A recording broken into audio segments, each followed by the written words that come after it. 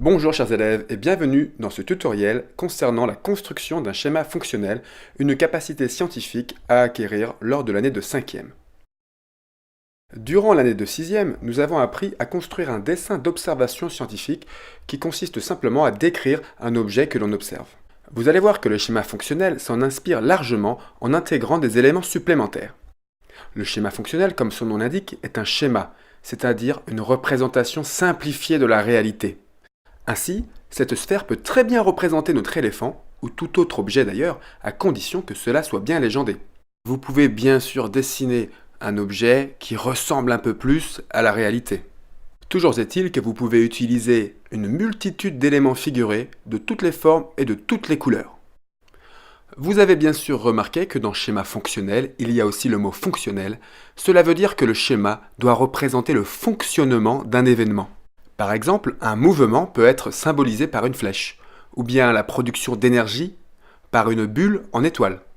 Quoi qu'il en soit, choisissez vos éléments figurés logiquement et surtout légendez-les. Venons-en maintenant au matériel nécessaire pour faire un bon schéma fonctionnel. Vous aurez besoin d'un crayon de papier bien taillé, d'une gomme, d'une règle et de feutre ou de crayon de couleur. Voici maintenant un exemple de réalisation d'un schéma fonctionnel. La consigne est celle-ci. Vous devez traduire le texte suivant sous forme de schéma fonctionnel. L'éléphant inspire le dioxygène de l'air et expire du dioxyde de carbone dans l'air. Tout d'abord, à l'aide d'une règle et d'un crayon de papier, il faut tracer le même cadre que pour un dessin scientifique. L'éléphant pourrait être symbolisé par un cercle légendé. Représentons le dioxygène par une petite boule rouge, par exemple, le rouge étant la couleur du dioxygène. Bien légendé également sur le côté.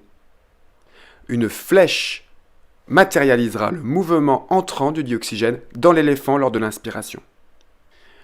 Pour le dioxyde de carbone, choisissons maintenant une petite boule bleue, la couleur du dioxyde de carbone, et une flèche sortant de l'éléphant matérialisera l'expiration. N'oublions surtout pas d'écrire un titre à notre schéma, un titre en rapport avec le sujet. Et voilà, un schéma fonctionnel bien construit.